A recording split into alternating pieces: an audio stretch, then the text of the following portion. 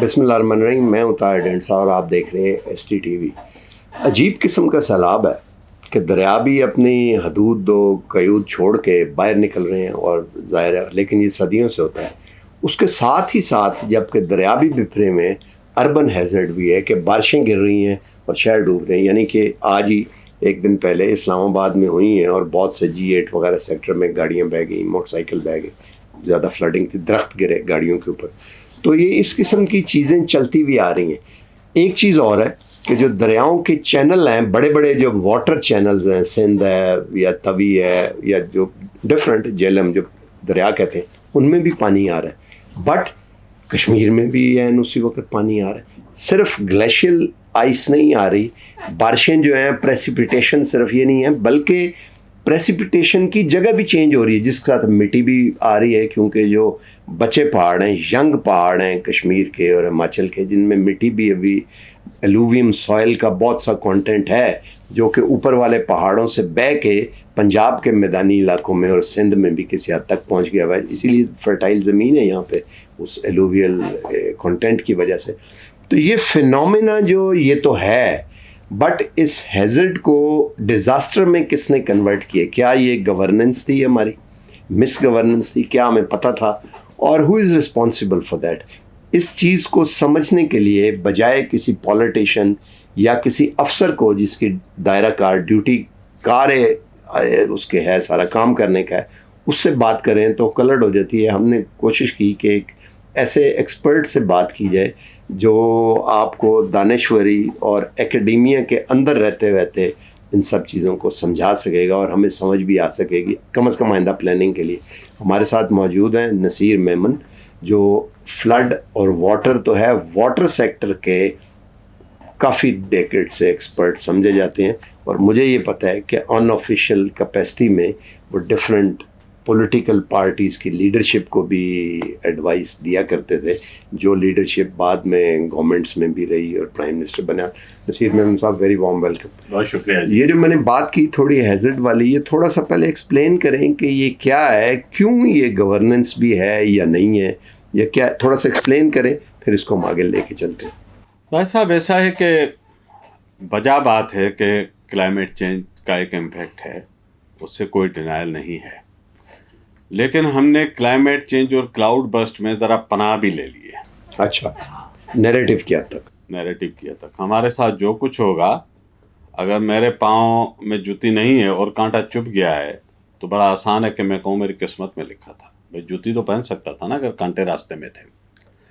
तो मानसून के तो महीने, आज हम कहते हैं जी हमें इतला नहीं थी, इंडियन साइड से पानी अचानक छोड़ा गया, ये क्या गया वो क्या गया। कभी सिंध वाला कह सकता है जी पंजाब ने पानी छोड़ दिया।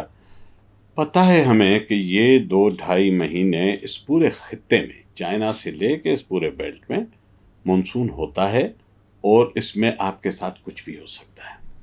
तो वो जो अंग्रेजी में एक कहावत है ना कि Noah was building the ark when it was not raining. Nuh नबी उस वक्त किश्ती बना रहे थे जब अभी बारिश नहीं हो रही। हमारा मसला है कि बारिश शुरू होती है तो हम लकड़ी के तख्ते तलाश करना शुरू कर देते, काओ किश्ती बनाए। ये हमारा टिपिकल बिहेवियर है, रिएक्शनरी हैं हम। क्लाइमेट चेंज की वजह से इंटेंसीफाई हुआ है, मान लिया। हमने देखा कि जुलाई के पहले हफ्ते में चिलास में 48.5 डिग्री टेम्परेचर हो गया था। बिल्कुल ठीक, अनप्रेसिडेंटेड। ये तो सिंध लगता है जी। अब आपको पता है कि जी यहाँ पे स्नोफॉल हुई है 2-2.5 महीने पहले, और ये भी ध्यान में रखिए कि अब स्नोफॉल आगे आ गई है, फरवरी के बाद होने लगी ज़्यादा स्नोफॉल। हमारा स्नोफॉल के एनुअल एवरेजेस देखें तो हम पिछले 5 साल से लो स्नोफॉल रेंज में थे, गुज़श्ता साल भी, इस साल भी। और ये स्नो देर से होने लगी।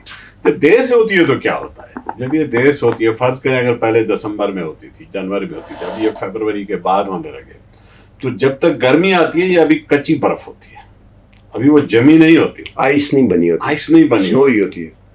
जब ये कच्ची बर्फ है तो वो जो अगर आइस होती वो शायद 40 टेम्परेचर पे पिघलती, ये 25 पे पिघलने लगेगी। मैं एक मिसाल दे रहा हूँ। तो जब आपका स्कर्दू 22-23 को क्रॉस करता है तो ये मेल्टिंग शुरू हो जाती है। तो ये जो डिलेड बर्फ है, ये पिछले साल एग्जैक्टली ये सिचुएशन थी। तो इस कच्ची बर्फ की वजह से रिस्क ये होता है कि जल्दी पिघलेगी। और ये जब चिलास जिस दिन 48.5 डिग्री था तो मैं अलार्म हो गया था, और मैंने कहीं लिखा भी था किसी आर्टिकल में कि ये it's not a good sign. और फिर हमने देखा कि हमने इस वार्निंग साइन, ये वार्निंग साइन था हमारे लिए, हमारे प्लानर्स के लिए, हमारे डिजास्टर मैनेजमेंट के जितने भी इदारे हैं उनके लिए। लेकिन हमने सोचा क्योंकि हमने हर चीज़ खुदा के खाते में डाल देनी है, हमने कहना है कि सब कुछ कुदरत ने किया। ये कुदरत करती है, लेकिन कुदरत ने आपको भी तो अकल समझ और वसाइल दे दिए हैं ना उतने ही, तो आप उसको हैंडल करना सीखें। तो जब ये बारिशें शुरू हुई हमारे पास, जो जुलाई के आखिरी हफ्ते से ये टर्न अराउंड शुरू हुआ है। जुलाई के पहले हफ्ते में चिलास में 48.5 डिग्री होती है, और जुलाई के एंड में आप देखें ये इम्पैक्ट शुरू हो जाते हैं। और पहला हफ्ता अगस्त का 15 अगस्त तक ये कंटिन्यूसली वहाँ पे आप डिज़ास्टर्स की एक सीरीज़ देखते हैं, वन आफ्टर दी अदर। और बड़े बड़े बर्फानी तोदे, ये छोटी मोटी बर्फ़ नहीं, बर्फ़ के गाले नहीं, ये आपके कमरे से बड़े बड़े यूं टूट टूट के हवा में जैसे उछल के आ रहे हों। गशिंग फ्लो हुआ, एकदम से बड़ा डाउनपोर हुआ, क्लाउड बर्स्ट था, टेक्निकली कम था ज़्यादा था कतई नज़र, बट बहुत ही इंटेंस रेनफॉल था। और जैसे ही ये नीचे गिरा है मादा, इधर से हमने क्या किया, हमें 8-10 दिन से पता भी था, फोरकास्ट भी थी, ये नहीं कि नहीं थी, गाइडलाइंस भी आ गई कि जी सयाह ना निकलें, फला ना करें। लेकिन हमने बाबूसर टॉप का रास्ता तो बंद नहीं किया था ना। सयाहों ने कहा यार ठीक है, मौज करेंगे, बर्फ़ पड़ेगी वो देखेंगे। पंजाब और सिंध से निकल पड़े होंगे लोग, जहाँ बेचारे 10 महीने गर्मी में तड़पते हैं। तो उस रेकलेसनेस का नतीजा ये हुआ कि हमने जाने दाते देखी जब ये एक हैवी डाउनपोर आया बाबूसर टॉप पे। फिर आपके ये चिलास और अस्तौर के इलाके में लोग 8-10 दिन ट्रैप्ड थे, फंसे रहे, उनकी गाड़ियाँ भाई, हाँ बिल्कुल नहीं, वो वहाँ पड़े किन हालात में थे, क्योंकि रास्ते पूरे लैंडस्लाइड से एक हिलने के काबिल नहीं था कोई। और पता नहीं कितने लोगों की जानें हमारे आंखों के सामने चली गई। ये वो जानें थी जो बचाई जा सकती थी। सवात में आपके आंखों के सामने 18 बंदे बह गए, 2 फैमिलीज थी गालिबन सियालकोट या डस्का इलाकों की। ये जानें बचनी चाहिए थी, बच सकती थी। सवात रिवर पे आ जाएं, क्या हुआ है। सवात रिवर के मकामी दोस्त हमें बताते हैं कि वहाँ पे जो ये जो क्रश वगैरह करते हैं ना, रेती बजरी का कारोबार, इन्होंने क्या निराला तरीका निकाला है। बीच सवात दरिया में 10-10, 12-12 मीटर के गड्ढे बनाए हैं। ऊपर से पानी जो रेती बजरी, चूँकि ये पहाड़ी इलाका है, साथ लाता है एरोजन के साथ, वो वहीं ट्रैप होती हैं, पानी उतरता है। वहाँ दर्जनों मशीनें लगी हुई हैं, एक्सकेवेटर्स, वो उसको निकालते हैं, और इसकी मार्केट है कंस्ट्रक्शन इंडस्ट्री। ये पहलू कम रिपोर्ट हुआ है बाय द वे, और ये सारी हुकूमतों के सामने होता है। अच्छा ये तो ठीक है, ये बताइए कि ये सारी बात आप कह रहे हैं वेस्ट की जी, डेल्टा जो तो अब बाद में हम देखते हैं, हाँ। लेकिन अब बात कर रहे हैं ये सिंध आगे जो इंडस रिवर के आगे और ट्रिब्यूटरी में करने के लिए। लेकिन जो ईस्टर्न रिवर 38 साल से बंजर पड़े हुए थे। मैंने सतलुज तो नहीं, रावी तो मैंने अंदर खुद गाड़ी चला के देखा। जी, सही कहा। अंदर आपको लगता ही नहीं था। वो परली साइड पे लीची के कुछ बाग थे, तो वो नाले की तरह वो लगता था बाज़ जगह से रावी। अगर आप सगियां पुल और उधर से जो जिन्होंने देखा शायद नए जो पुल जाएं आप देखने, ये क्या हुआ है। हाँ, मैं घूम के इसी तरफ आ रहा था कि ये ट्रेजेडीज का ट्रेजेक्ट्री क्या है। फिर ईस्ट वाली साइड पे फिर अब आ जाते हैं बारिश को तो छोड़ दें आप, ग्लॉफ बारिश, रेनफॉल, कच्ची बर्फ, ये वो नहीं है। ईस्ट में क्या हुआ जी। फिर बुनेर से होके इधर आ जाते हैं। बुनेर का आपने देखा एक दिन में 300 लोगों की जाने गई। अब आ जाइए जो ताज़ा तरीन ट्रेजेडी हुई है पिछले हफ्ते के अंदर। देखें, हमारा एक मसला है कि हम हर खाली ज़मीन को प्लाट समझते हैं। वो तो समझते हैं। हर दरख्त को टिम्बर समझते हैं। तो समझते हैं। हर सैलाब में डैम ढूंढते हैं। बिल्कुल ठीक है, ये तो है। ये तो फिर नतीजा क्या है। हमने सोचा कि ये जो 30 साल से यहाँ नहीं गुजरा, ये अगले 30 साल भी नहीं आएगा। एक वक्त था, शायद 90 की दहाई का कोई साल था, मैंने खुद मंचर लेक में डॉटसन्स को जाते हुए हाँ बिल्कुल, ठीक है, मैंने भी सुना है, मैंने देखा। और 2022 में मंचर ने एक समंदर क्रिएट कर, 2010 में भी, 10 में भी, जब बारिश आई, 10 में भी, यस। और उसके बाद 2022 में वेरी डिसेंट। तो ये जो पानी की खाली जगह है, हम उसको खाली जगह समझ के उस पर जो कब्जागिरी करते हैं, वो कोई मजबूरी में भी करने वाले हैं। आपकी आबादी भी तो देखे ना, 3.25 करोड़ थे 47 में, अब आप 25 करोड़ है। तो इस पे तो हमने आज तक कोई काम नहीं किया, जो मेरे एक रूट काज है हमारे तमाम वैसे मसाइल का। क्योंकि हमने तय किया हुआ है जो बंदा लाता है रिज़्क साथ लाता है, तो आने दो, ठीक है, हमने ये फर्ज कर लिया है। खैर, उसका नतीजा ये है कि ये लोग रिज़्क के साथ छत भी तो ढूंढेंगे ना, कहीं बेचारे ठहरेंगे ना। इस मुल्क की ज़मीन आप छोटे से छोटे गांव कस्बे में, अब गरीब आदमी तो क्या अमीर आदमी की पहुंच से बाहर निकलती जा रही है। एक यही कमोडिटी है जो हवा में उड़ती है हमारी। तो गरीब कहाँ जगह ढूंढता है? नाले में ढूंढेगा, जिसके पास आपने कुछ छोड़ा नहीं कि वो अफोर्ड भी कर सके। वो जब नाले में डालेगा 2-4 साल, फिर थोड़ा सा उसका खानदान बढ़ेगा, 2 घर और बनाएगा। नहीं, अब तो अमीरों की सोसाइटी अब डूबी हाँ, है। अमीरों ने देखा कि यार ये गरीब सारे आके कब्जा कर रहे हैं। फ्लड प्लेन जो है, चनाब का हो, सतलुज का हो, रावी का हो, इंडस का हो, सिंध में हो, पंजाब में हो, सवात में हो, यही कहानी है। चूँकि रेगुलेशन नहीं है हमारी, तो लोगों ने देखा कि यार ये गरीब अगर झुग्गी बना के बैठ सकता है, तो मेरा प्लाजा क्यों नहीं बन सकता? ज़मीन तो इतनी पड़ी है और डिमांड तो है ही है। यहाँ सब लोग छत के लिए घर थोड़ी खरीदते हैं, यहाँ लोगों के लिए घर एक इन्वेस्टमेंट भी तो है ना, कमोडिटी जाहिर है, रियल एस्टेट तो आप सोचिए जो 35-40 अरब डॉलर का अब हमारा रेमिटेंस आता है, उसमें से कम 25 अरब तो मेरा ख्याल है सिर्फ पंजाब का होता है, क्योंकि सबसे ज़्यादा ह्यूमन रिसोर्स बाहर है पंजाब का। लोग प्रॉस्पेरस हैं, अपर पंजाब के हैं, अपर पंजाब, सेंट्रल पंजाब, इन इलाकों के। किला बेच के जिसे कहते हैं ना, वो जाते हैं। तो वो जब जाते हैं वहां से, जब पैसा यहाँ आता है ना, तो उनको इन्वेस्टमेंट का पहला ऑप्शन क्या नजर आता है? Real estate. घर में नहीं, घर तो आखिर अपना है, अपना है। अच्छा, फिर अपना तो एक चाहिए ना, फिर हमें और ज्यादा चाहिए, किराए पे भी चढ़ाने। फिर प्रॉपर्टी रखी रही है, वाहिद कमोडिटी है जो पैसे बनाती है, ठीक है। अच्छा, ये भी हो गया, डीरेगुलेशन हो गया, जाहिर है नहीं। और वो जो वाटर बम वाली बात है सर, वाटर बम तो इंडिया कुछ कर सकता था। हमें क्या, ये जो सिंध टास्क को उन्होंने हेल्ड इन एबेंस किया हुआ, एक तरह से डेटा में देते हैं कि हम पहले हैं, तो कि हम कुछ कर लेते हैं, या हम कम से कम इवैक्यूएशन कोड उन्होंने दिया भी तो नहीं डेटा ना। सलाल डैम खोला है तो हमें अब पता लग रहा है कि खुद दोबारा खोल दिया, अब कह रहे हैं कि 1 आध दिन में और आएगा या नहीं। ये इंडस वाटर ट्रीटी को अवेंस में रखना, ये तो मोदी के पागल दिमाग की पैदावार है। एक फाशिस्ट किस्म का आदमी वहाँ आ गया है, अकल से फारिग है। देखिए, वो कुछ नहीं कर सकता, मैं आपको सीरियसली बता रहा हूँ। चले ईस्टर्न रिवर्स इनके हैं, किसी वक्त इस पर बात करेंगे। ये वेस्टर्न रिवर में हमारा पानी नहीं रोक सकेंगे, ना जेलम में ना इंडस में। नहीं, लेकिन चनाब में तो रोक सकते, थोड़ा बहुत चनाब में कर सकते, लेकिन चनाब में अभी तक उनके पास बगलियार है और जो सलाल है, ये तो रन ऑफ द रिवर है ना, इसमें बड़ी स्टोरेज थोड़ी। ये तो पानी इनको छोड़ना पड़ता है, नीचे पावर प्लांट्स हैं इनके, ये रोक ही नहीं सकेंगे।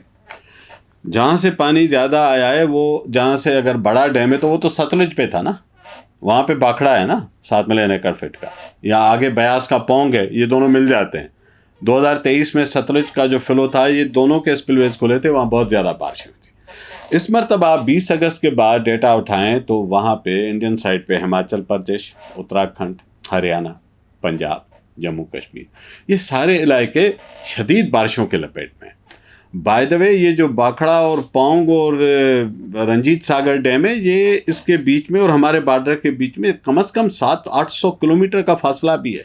ये नहीं कि हमारे ऊपर हैं और गेट खोल दिया। ऊपर तो कश्मीर है ना, ऊपर कश्मीर है, ऊपर इंडिया के अपने इलाके हैं, हिमाचल वगैरह, हिमाचल है। तो ये जो 700-800 किलोमीटर का फासला है, तो अगर वो हमें मारना भी चाहे और बदनीयती कर भी सकता है, तो बीच में खुद को भी मारेगा। लेकिन फैक्ट ये है कि ये पौंग और बाखड़ा और रंजीत सागर डैम, ये 21 अगस्त के गैर मामूली रेंज के बाद ये टच कर रहे थे अपने हाईएस्ट पीक को। अच्छा, ये रिपोर्टिंग वो इन्फॉर्मेशन ना भी दे, सैटेलाइट डेटा का ज़माना है, आप कहीं से भी ले सकते हैं। आपको पता होता है कि यहाँ बारिशें हो रही हैं, तो कितना रन ऑफ जनरेट होगा। कोई इंजीनियर सिंपल कंप्यूटर मॉडल से रेन का एक बटन दबाएं, वो सिमुलेशन के थ्रू, वो तो कंप्यूटर मॉडल्स बने हुए हैं। अच्छा, अब दुनिया में वो प्राइवेट इदारे हैं जो आपसे पैसे लेते हैं, उनके अपने सैयारे फिजा में वो आपको डेटा प्रोवाइड करते हैं। अब डेटा हमें इंडिया नहीं रोक सकता, मैं किसी का नहीं रोक सकता, कोई भी नहीं रोक सकता। लेकिन अब ठीक है, पॉलिटिकली ये एक नैरेटिव है, उस पर आप बात करते रहें, 100 बरस तक बात करते रहेंगे, उनकी बदनीयती भी होगी, सब कुछ होगा। आ गया पानी नीचे, अब आ गया, ठीक है, और वो रोक वो भी नहीं सकते थे। नीचे आने के बाद जो उस पानी ने हशर किया, हमें सोचना इस पे चाहिए कि वो क्यों हुआ है, क्या था जो हम कर सकते थे और हमने नहीं किया, क्योंकि ज़ाहिर है किसी एक हुकूमत की बात तो नहीं है ये तो लॉन्ग टर्म प्लानिंग होती है ना। ये उसी तरह ही है जैसे आप देखें कि खाते पीते घर में जो उसी घर के नौकर हैं, उनके बच्चों की जो अगली नस्ल है वो नौकर बन जाती है और वो बच्चे जो दूसरे हैं वो फिर साहब बन जाते हैं। तो प्लानिंग शुरू से ही चल रही होती है आप के कहाँ भेजने हैं किस तरह, क्योंकि अगर आप पेशावर की तरफ मोटरवे पे चल पड़ेंगे तो पेशावर पहुंच जाएंगे, लाहौर नहीं पहुंच सकेंगे। तो वो क्या है जो गवर्नेंस में लॉन्ग टर्म में, मिड टर्म में और फिर शॉर्ट टर्म में हमने मिस किया। लॉन्ग टर्म में बुनियादी चीज़ में वापस आता हूँ, हमारी गैर मामूली पॉपुलेशन ग्रोथ जो है वो हमारे लिए बहुत मसले पैदा कर रही है। ठीक है, लेकिन एक ही हो गया। देखें आज आपको अगर कहीं से, चले मैं इस पे आता हूँ, जो हो गया चले उसको ब्रेक लगाते हैं, जो हो गया। अच्छा, यहाँ से कोर्स करेक्शन पे जाना है या मातम करना है, यहाँ से हमें आगे जाना है, आगे कैसे बचें, चले यहाँ से बात शुरू करते हैं। पास्ट को कितना कंडेम करते हैं, 3-4 चीज़ें मैं रिक्वेस्ट करता हूँ, और वो हमें आज करेंगे तो 30-40 साल में इम्पैक्ट आएगा, कल नहीं आएगा। कुछ चीज़ों का आएगा शॉर्ट टर्म में, कल नहीं आएगा। लो हैंगिंग फ्रूट भी तो लो हैंगिंग फ्रूट्स हैं। अच्छा, लॉन्ग टर्म से स्टार्ट करते हैं। क्या आज हम डिसाइड करते हैं कि हम वेरी सीरियसली पॉपुलेशन कंट्रोल करेंगे? आज अगर 2-2.5% है कि 10 साल के बाद मैं इसको 0.5% पे ला सकता हूँ। बांग्लादेश और ईरान 2 मुस्लिम कंट्रीज़ हैं, नेक्स्ट डोर हैं, एक हमारा हिस्सा रहा, एक हमारे दरवाजे पे, वहाँ भी मौलवी साहबान रहे हैं, आज भी हैं। ज़रा हम एक्सप्लोर तो करें उन्होंने ऐसा क्या कर लिया था। उन्होंने तो कल्ट को नैरेटिव कैसा बनाया। तो अब ये देखें ना, मैं कहता हूँ हम लर्न तो करें ना। अगर वहाँ पर भी, ईरान में भी तो एक सख्तगीर इस्लामिक क्लर्जी रूल करती है ना, उन्होंने किया ना पॉपुलेशन को कंट्रोल। बांग्लादेश जब बना है उससे उस वक्त जो आज का, उस वक्त का ईस्ट पाकिस्तान था, हमसे ज़्यादा आबादी थी, 55% तो वो थे। बिल्कुल ठीक है। आज वो शायद 18 करोड़ के करीब है, हम 25 पे पहुँच गए। तो they must have done something, we need to learn from them. अच्छा, उसके बाद ये लॉन्ग टर्म में अर्से आज शुरू करें, 20 साल के बाद हार्वेस्ट होगा, आज नहीं होगा, ठीक है। आज से फ्लड प्लेन के मैप्स आपके पास मौजूद हैं, नई सेटलमेंट्स को आज से ब्रेक लगाना शुरू करने चले। बाकियों को हम देखेंगे कि हम इनके साथ क्या करना है, कैसे करना है, लेकिन आज से आप ये लाइन ड्रा करें कि जी ये 50, 40, 60, 70 जो भी वल्नरेबल प्लान हैं, और वो डेटा मौजूद है, ढका छुपा नहीं है, आपको एनडीए में भी दे देगा, आपको सूबाई हुकूमतों के पास भी है कि कौन से नेचुरल वाटरवेज हैं। अभी सतलुज और रावी ने अपने वाटरवेज को रीडिफाइन कर लिया हुआ है, इसी को बेंचमार्क कर लें। ये जी इनकी चनाब ने भी इंडस भी करेगा। अभी नीचे जब पानी जाएगा, इंडस ने वैसे 22 में भी करके दिया था, 10 में भी करके दिया था, ये हमने ही आंखें बंद की हुई हैं, दरिया हमें रोज़ याद दिलाते हैं। फिर रूद कोई के हैं रास्ते, वो भी हैं, वहाँ से भी पानी आता है। तो आपके पास एक गिने चुने 40, 50, 60, 70 आखिर कितने होंगे, 100 होंगे या 200 होंगे, जो भी हैं, मार्क कर लें, उनकी हदूद को डिफाइन करने के लिए आज के बाद यहाँ पे पाँव न रखेगा कोई। जो बैठा है इसकी हम रेमेडी और कोर्स करेक्शन पे जाएंगे, वो फिर 10 से 15 साल की बात हो जाएगी, आज नहीं होगा। लेकिन हो सकता है, नामुमकिन नहीं है। स्टेट अपनी पे आती है, इस स्टेट ने क्या कुछ नहीं करके दिखाया आपको जो करने पे आती है। तीसरा, हमारे फॉरेस्ट का इशू, अभी हम उस पर बात कर रहे थे। सिंपल इक्वेशन है ना, कोई इसमें साइंस नहीं है। आपने दरख्त हटाया, मट्टी का गोंद आपने निकाल दी, पहाड़ों की गोंद आपने निकाल दी जो उसको रोक के खड़ी थी, और ऊपर की जो यंग सॉइल है वो टनों, हज़ारों टनों के हिसाब से है। ऐसे नहीं कि कोई आधे इंच का लेयर है, जैसे आप यंग जियोलॉजिकल फॉर्मेशन कहते हैं, वो भी मिलियंस ऑफ ईयर्स की होती है। पंजाब की और किसी हद तक सिंध में भी, क्योंकि सिंध में ग्रेडियंट आ जाता है बहुत ज़्यादा आगे। पंजाब की जो एलुवियल सरफेस है वो 5 से 8-10 किलोमीटर मोटी है जी। तो ऊपर से आके, दैट इज व्हाई फर्टाइल है ज़्यादा, इसीलिए फर्टाइल है ये इलाके। और फिर हमेशा हर दफ़ा फिर और नई सिल्ट आ जाती है, आपको फ्रेश न्यूट्रिएंट लोडेड लेयर मिलता है। तो सर आज कम से कम, अच्छा यहाँ से भी आपने जितना हमने फॉरेस्ट उड़ा लिया, सिर्फ केपी का मैं डेटा देख रहा था, 11,000 हेक्टेयर पर ईयर लॉस हो रहा है फॉरेस्ट का। अच्छा, कई जगहों पे हमें पता नहीं होता ना। ये पिछले दिनों नीलम वैली में जब सैलाब आया है पहाड़ से, तो ऊपर एक नौसेरी लेक है जो बनाई गई है नीलम झेलम पावर प्लांट के लिए। हाँ, मैंने देखी हुई है। आपने देखिए बहुत छोटा, बहुत बड़ा डैम नहीं है, छोटा सा है। हाँ। क्योंकि उसमें तो सिर्फ आपको रन ऑफ द फाल देना है, रिवर डाइवर्ट करना है ना, डाइवर्ट आपने करना है, अपने टनल की तरफ। टनल दे के उधर पानी फेंकना है। तो उसके जो छोटी वो लेक है वो भर गई उस कटे हुए दरख्तों से जो ऊपर से पानी ले आया, हाँ। और लोग उस चुन पानी रहे में हैं। जंप करके उसको हाँ। निकाल रहे। तो ये देयार के दरख्त हैं। झाड़ के दरख्त है आपके पास, देखिए कीमती सदियों के पुराना एक खजाना है। अच्छा, ये मुतवातर हम काटते जा रहे हैं। गिलगित हुंजा की भी यही कहानी है। हमारे रेवरेंड फारिस सिंध और पंजाब का भी ऐसे ही बेड़ा गर्क हुआ है। तो हमने कहीं नहीं छोड़ा दरख्त, क्योंकि मैंने कहा ना हर दरख्त टिम्बर है। तो उसका नतीजा क्या है कि ये उसको आप कनेक्ट करें, ये 50-100 साल में ये डेवलप हुआ है ना। डिजास्टर एक दिन में पैदा नहीं होता है, ज़हन में रखिए। वो तो शेर भी है कि हादसे एकदम नहीं होते, वक्त करता है परवरिश सालों। हाँ। ये तो है। अच्छा, ये बताएं कि अब ये तो बात हमने एस्टेब्लिश कर ली कि इसमें हमारा ये अपने अमाल है हमारे, मोस्टली डिज़ास्टर जो है, इसको हैज़र्ड को डिज़ास्टर में हमने खुद हमारे अमाल हैं, ये कोई कुदरत बेरहम नहीं हुई। अब क्या किया जाए? दो चीज़ें तो आपने बताई इमीडिएटली, अब क्या किया जाए? रियल एस्टेट का जो आपने बताया वो बड़ा मुश्किल है। हाँ। उसकी वजह है कि जिस वक्त फॉर वेरियस रीज़न जो मर्जी करें, वो एक अलग पॉलिटिकल बहस हो सब कुछ, जब रिमिटेंसेस या बाहर से इन्वेस्टमेंट आनी होती है तो रियल एस्टेट में तो फिर कोई कर देगा कि ज़मीनें कहाँ जाएगी। तो उसको एकदम डिस्करेज करना जो है वो बड़ा मुश्किल लगता है गवर्नमेंट के लिए। आप रेगुलेट करें, मैंने कहा था डिस्करेज करें, कोई भी चीज़ बंद ना करें, ठीक है। आप रेगुलेट तो कर सकते हैं ना, लेकिन दुनिया में तरीके हैं। रेगुलेटर है ही नहीं। तो बस फिर वो दरिया आके रेगुलेट करेगा आपको। कल वो एक कॉन्फ्रेंस थी बड़ी, आए हुए थे बहुत से, उन्होंने कहा जो फॉरेस्ट इंस्टीट्यूट था जो तैयार करता था 18वीं अमेंडमेंट के बाद वो सूबे के पास चला गया और ख़त्म हो गया। उस लेवल के वो बजाय इसके कि सूबे के पास चला गया था, कहते सूबे को पता होना चाहिए था कि ये एसेट है जी करने के लिए, वो बहुत बड़ा पीएफआई इस पूरी रीजन का कमाल का इदारा था। और इसी वजह से आप देखें कि उसकी वजह से आपको जो फॉरेस्टर हैं, इवन सिंध में आके ज़्यादातर पठान नजर आते थे क्योंकि इलाका था। तो वो तो रेगुलेटर का तो हमने कोई मतलब बेड़ा गर्क हो गया ना। फिर देखें, मैं और आप अपने हम्बल कैपेसिटी में एक लिमिटेड रोल अदा कर सकेंगे। ये बात ध्यान में रखें, स्टेट अल्टीमेटली हुकूमत, रिस्पॉन्सिबिलिटी उसकी है, ताकत भी उसके पास है, वसाइल भी उसके पास है। मेरे और आपके पास, हम छोटे लोग हैं, ये आवाज़ हमारे पास है, हम गुजारिश यहाँ। अच्छा, सबसे पहले बताएं कि ये जो हमने अभी बातें की ये समझ आती है, मैं आपसे बहस कर ही नहीं सकता, लॉजिकली बात ये एक नैरेटिव है, इसको हम कैसे इस्टेब्लिश करें? क्योंकि जो गवर्नमेंट्स होती हैं ज़ाहिर है उनका मामला चल रहा होता है रेवेन्यू के ऊपर, और रेवेन्यू तो वो तो कई दफ़ा रेवेन्यू जो है वो आप एक तरह की फ्यूचर इन्वेस्टमेंट होती है ना। एक है कि मेरे पास रेवेन्यू आ रहा है आज और मैं उसे खर्च रहा हूँ, एक्रू कर रहा हूँ। दूसरा है कि रेवेन्यू भी कम हो जाए और मैं बच्चों को पढ़ाता हूँ, फ्यूचर इन्वेस्टमेंट हम करते हैं। तो ये तो गवर्नमेंट्स के लिए जो करंट है बड़ा मुश्किल है कि वो अपने आप को अनपॉपुलर कर लें। और नहीं, अभी आप बैलेंस शीट निकालें, जो रेवेन्यू हुकूमत ने पिछले 10 साल में इन सोसाइटीज से एक्रू किया होगा उससे 3 गुना ज़्यादा तो लौट गया ना। तो आपकी बैलेंस शीट कहाँ खड़ी है?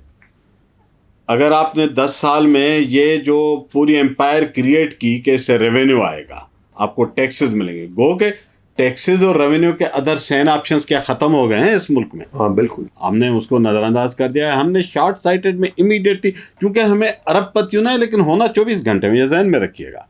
हम बिल गेट्स की तरह 60-70 साल का सफ़र नहीं करना चाहते। हमने आंखों के सामने लोगों को 5 साल में कखपति से करोड़पति होते देखा है ना, तो वो हमारे रोल मॉडल्स हो गए हैं। ठीक है, ये रविश है जिसने हमें आज ये दिन दिखाए हैं। सिर्फ बारिश ने नहीं दिखाए, सिर्फ सैलाब ने नहीं दिखाए, एक पूरा पैराडाइम है हमारा जो हमें इस मुसीबत में ले आया है।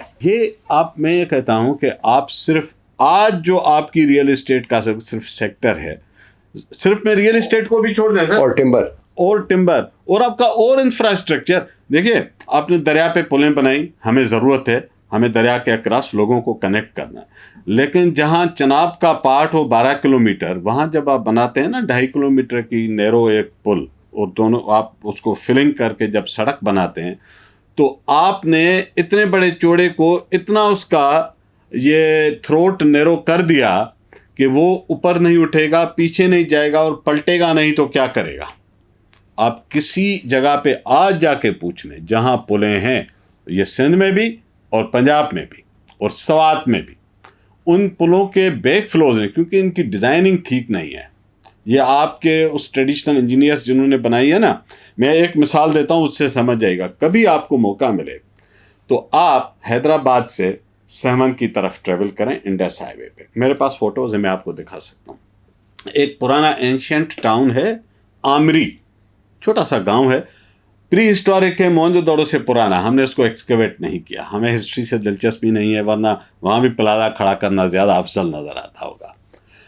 आमरी के साथ एक रेलवे लाइन जाती है जो आती है आगे पेशावर तक। ये अंग्रेज़ ने 1960s या 70s में गालबन बनाई थी। ये कराची से, कोटड़ी से आगे ले जाती है, पेशावर की तरफ जाती है।